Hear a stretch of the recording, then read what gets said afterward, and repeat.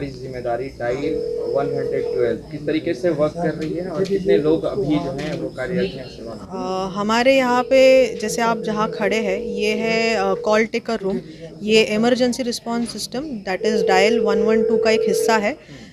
जितनी भी कॉल लोग अपने ज़रूरत के समय लगाएंगे, कोई भी घटना के समय, तो सारी कॉल्स यहीं पे लैंड होने वाली है कॉल टेकर रूम में। हमारे कॉल टेकर एसोसिएट्स जो यहाँ पे है, जो सारी लेडीज़ है, तो इन सारी लेडीज़ को हम लोग ने ट्रेनिंग दे रखी है कि जब भी कोई कॉल लैंड होता है तो उसको कैसे एक केस में रजिस्टर करना है। तो जो भी कॉल जहाँ लैंड होती है उसका एक केस रजिस्टर हो जाता है। साइमल्टेनियसली जो सूचक है उसका लोकेशन भी हमको प्राप्त होता है। लोकेशन प्राप्त होने पर और केस रजिस्टर होने के बाद ये सारा डिस्पैच रूम में चला जाता है, डिस्पैचर्स के पास, जो नीचे लेवल पे बना हुआ है। डिस्पैचर्स का काम है कि इसी सूचना को और आगे फॉरवर्ड करना है ईआरवीज़ को, जो हमारी इमरजेंसी रिस्पांस व्हीकल है। तो डिस्पैचर देखता है कि सूचक का लोकेशन क्या है, उसका जो नज़दीकी ईआरवी होगा, जो व्हीकल होगा, उसको हम लोग ये सूचना पास करते हैं ताकि वो व्हीकल जल्द से जल्द सूचक के पास पहुंच के उसका प्रॉब्लम सॉल्व करे। किस तरीके की जो केसेस हैं वो ज़्यादा देखने के लिए मिले, मतलब किस तरीके के कॉल जो हैं वो ज़्यादा आ रहे हैं? ज़्यादातर हम लोग को जनरल लॉ एंड ऑर्डर के कॉल्स आते हैं, जैसे कोई मारपीट हो गई है कहीं पे, उस तरीके के आते हैं। उसके बाद में डोमेस्टिक वायलेंस के कॉल्स हमको आते हैं कि कहीं पे पति ने किसी के साथ अपनी पत्नी के साथ मारपीट की है। उसके बाद एक्सीडेंट के कॉल ज़्यादा आते हैं। कुल कितने लोग हैं जो अभी फिलहाल कॉल ले रहे हैं? हम लोग के यहाँ पे टोटल एक शिफ्ट में 90 लड़कियाँ बैठती है, तो कुल मिला के 3 शिफ्ट चलता है, तो 270 लड़कियाँ हो जाती हैं। किस तरह की सुविधाएं यहाँ से लोगों को देखने को मिलेगी? बेसिकली ये एक एकल विंडो है। जो इमरजेंसी की पहले हम लोग की सर्विसेज होती थी कि पुलिस को डायल 100 लगाया जाता था, एम्बुलेंस को भी एक 102 का दिया जाता था, फायर सर्विसेज का भी एक अलग नंबर था। तो बेसिकली ये सारे नंबर्स अब एक साथ होके 112 हो गए हैं। तो एनी टाइप ऑफ इमरजेंसी के लिए 112 एक ही नंबर हो गया है। और नीचे डिस्पैचर रूम में हमारे साथ फायर सर्विसेज और मेडिकल सर्विसेज के भी स्टाफ बैठते हैं। तो अगर यहाँ पे कोई एक केस आता है जो मान लीजिए कि फायर से रिलेटेड है या फिर एक्सीडेंट से रिलेटेड है, जहाँ एम्बुलेंस को भी भेजना है, तो वो यहीं से केस रजिस्टर होकर डायरेक्टली फायर सर्विसेज को जाएगा और हेल्थ सर्विसेज को जाएगा। ये पूरे बिहार में ये 112 लागू है? जी।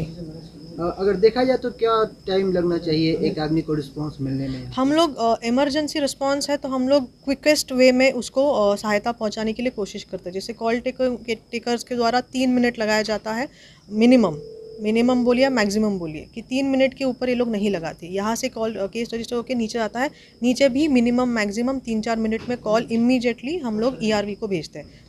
अगर संक्षिप्त में देखा जाए तो किस तरह से ये 112 डायल काम करता है? लोग फ़ोन करते हैं, क्या उनको कोई एक केस नंबर मिलता है या क्या? हाँ, जब भी यहाँ कोई केस रजिस्टर होता है तो एक सूचना सूचक के मोबाइल पर भी चली जाती है कि आपका फलना फलना केस रजिस्टर हो गया है। अच्छा, बहुत सारे फेक कॉल्स भी देखने के लिए मिल रहे आ रहे हैं, उस पर किस तरीके से आप लोग? जैसे कोई भी फेक कॉल आता है तो फेक कॉल के डिफरेंट वैरायटीज़ है। कोई फ़ोन करेगा ये बोलते हुए कि हम फलना बोल रहे हैं, हमको मोबाइल का रिचार्ज कराना है। तो ये तो हमारे लिए एक रॉन्ग कॉल हो गया कि यहाँ पे मोबाइल का रिचार्ज नहीं होता है। कोई होता है कि जो कॉल करता है या रिस्पॉन्स नहीं देता है, तो वो भी हम लोग उसको रॉन्ग कॉल्स में ही डालते हैं। अगर किसी का मोबाइल वगैरह चोरी हो गया है, हाँ, तो वो यहाँ पे आएगा, वो पुलिस की सहायता हो अगर जाएगी। कहीं शराब बिक रही हो तो उस पर भी कोई कंप्लेन कर? हाँ, डेफिनेटली। जब भी कोई भी सूचना किसी भी टाइप की जो रिलेटेड है पुलिस से, फायर से या हेल्थ से, कोई भी अगर इमरजेंसीज है, वो पहले यही कॉल आएंगे, यहीं पे केस रजिस्टर होंगे और अकॉर्डिंगली डिस्पैच होंगे। कोई नंबर से लगातार फेक कॉल आ रहा है तो उसको फिर हम लोग कंसर्न एसएचओ को उसकी सूचना दे देते हैं कि ये नंबर से हमको फेक कॉल आ रहा है, इसकी आप आगे तत्परता से जांच करिए। तो किसी नंबर से अगर आ रहा है तो उस नंबर को गोपनीयता रखी जाएगी? जी जी। अभी जो ये व्यवस्था बनाई गई है, ये व्यवस्था यहाँ के नागरिकों के लिए बहुत ही महत्वपूर्ण और बहुत ही अच्छी व्यवस्था जो है वो बनाई गई है। और इसके अंदर जो प्रशासन की जो रीच होनी चाहिए सिटीजन्स की रिक्वायरमेंट्स पर, सिटीजन्स की एक्सपेक्टेशंस पर, उस रीच को पूरा करने के लिए ये एक बहुत ही महत्वपूर्ण कदम जो है वो सरकार के द्वारा लिया गया है। और माननीय मुख्यमंत्री जी ने आज बिल्कुल स्पष्ट डायरेक्शंस दिए हैं कि इसका जो फेज़ 2 है उसको जितना जल्दी हो सके लेके जाएं, क्योंकि लोगों की जो उम्मीदें हैं, उनकी एक्सपेक्टेशंस, उनकी जो दिक्कतें हैं और उन दिक्कतों को कैसे दूर करना है, कैसे उनकी एक्सपेक्टेशन को पूरा करना है, उस बारे में बात की गई। और अभी मैं अनुरोध करूंगा, आप ईआरएसएस पर अभी टूर पे भी जाएंगे, ईआरएसएस की पहले बात कर लें, फिर और बात भी होगी। सर, सवाल ये है कि सर बिहार कई राज्यों से पीछे है अभी भी इस मामले में। कब तक पूरा माना जाए, कब तक पूरा पूर्ण रूप से पूरे बिहार में चालू हो जाएगा? देखिए, मैंने आपको बता दिया कि आज बहुत स्पेसिफिक जो है निर्देश मिले हैं फ़ेज़ 2 के लिए। फ़ेज़ 1 तो हमने लागू पूरा कर दिया है, पूरा मैन पावर, गाड़ियाँ, कंट्रोल रूम जो सेंट्रल है वो, जिलों के कंट्रोल रूम और सब ट्रेन मैन पावर लगा दी है। और फ़ेज़ 2 में हम लोग बहुत जल्दी से काम करेंगे और कोशिश करेंगे कि इस साल का अंत होते होते वो पूरी तरह बिहार में लागू हो जाए। क्या टाइमिंग ड्यूरेशन रखे गए हैं और गाड़ियाँ? मैं आपको वही कह रहा हूँ कि आज से इस पर अलग से काम करना शुरू करना पड़ेगा, क्योंकि कुल जो गाड़ियों की संख्या है वो 1200 प्लस है और 1500 प्लस जो है वो मोटरसाइकिल्स भी हैं, और मैन पावर जो है वो 30,000 प्लस मैन पावर भी इसमें जो है उसकी अरेंजमेंट भी करनी है।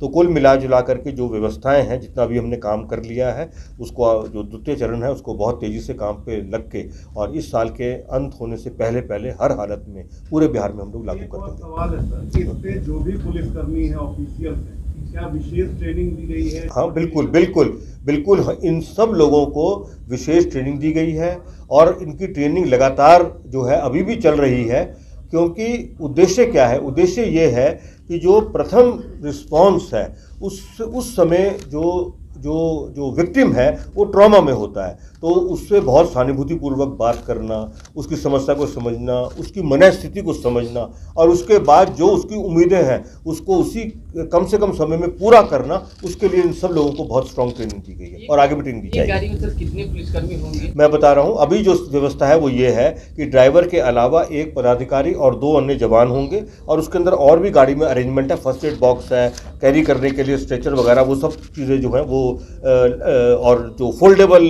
चेयर है, एक सीट है, वो भी लगाई गई है, ताकि जो वो गाड़ी है वो अपने आप में पूर्ण रहे, जो फर्स्ट रिस्पोंडेंट की तरह वो एक्ट कर सके। आज से लोकार्पण हुआ तो कितनी पुलिस बल की अभी फिलहाल तैनाती की गई है, जिसमें कि सभी लोग? मैं बता रहा हूँ कि जो कंट्रोल रूम चल रहे हैं हमारे, तो कंट्रोल रूम पटना के बारे में इससे साहब ने पूरा डिटेल में बता ही दिया है। गाड़ी के बारे में मैंने बता दिया, तो 400 मल्टीप्लाइड बाय 4 आदमी ड्राइवर को मिला के, मल्टीप्लाइड बाय 3 पाली, वो सब आप जो है वो देख सकते हैं कि कितना हमने अरेंजमेंट कर दिया है। इसके अतिरिक्त हम लोगों ने जिला के जो समन्वय सेंटर है, हर जिले में समन्वय सेंटर खोल लिया है।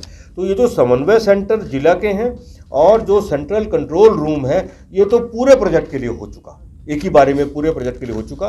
द्वितीय फेज़ में सबसे पहले गाड़ियों की संख्या बढ़ानी है, मैन पावर को बढ़ाना है, उनको ट्रेनिंग जो है वो देनी है, और उसके साथ साथ जो 2 पहिया वाहन हमें जो क्रय कर रहे हैं उस पर काम करना है। उस पर भी जो है हर 2 पहिया वाहन पे 2 या 3 आदमी जैसे भी होगा, हम इस पर विचार करके उसकी व्यवस्था करेंगे। ये गाड़ियाँ शराब की सूचना मिलने तो भी पहुँचेगी क्या?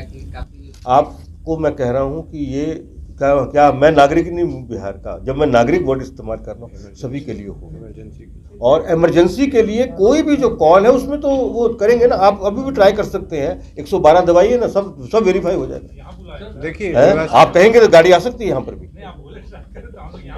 नहीं, आप ट्राई करके तसल्ली कर लीजिए ना।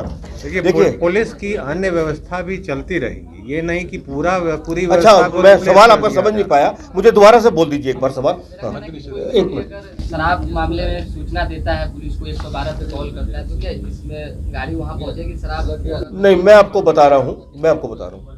देखिए, जो इमरजेंसी जो रिक्वायरमेंट्स हैं उसके लिए ये व्यवस्था है, लेकिन क्योंकि हमने एकीकृत कंट्रोल रूम्स खोल रखे हैं, इसलिए कोई भी व्यक्ति अगर कोई अन्य जानकारी देना चाहता है या अन्य समस्या बता रहे हैं, जैसे फायर से जुड़ी है, हेल्थ से जुड़ी है, मतलब मेडिकल से जुड़ी हुई है, प्रोहिबिशन से जुड़ी हुई है, तो इमीडिएटली हमारे जो कंट्रोल रूम में उपलब्ध लोग हैं वो कंसर्न को कॉल को इमीडिएटली वहाँ पर खबर करके, और जो उनका तंत्र जो ऑलरेडी चल रहा है वो तंत्र ऑपरेशन में आ जाएगा और वो काम करेगा।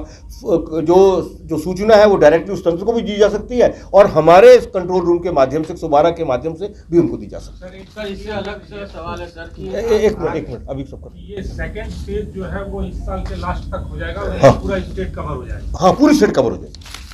और हम आपको ये भी मतलब कहना चाहेंगे कि जो हम देखिए, हमारी स्टेट में जो काम का जो वॉल्यूम है वो काफ़ी ज़्यादा है, हमारे स्टेट की आबादी भी बहुत ज़्यादा है, तो ये हमारी स्टेट के लिए एक बड़ा चैलेंज भी है, लेकिन हम इसको इतना बढ़िया कवर करेंगे कि ये हमारे देश में जो है बिल्कुल शुरू के 2-3 के अंदर होगा।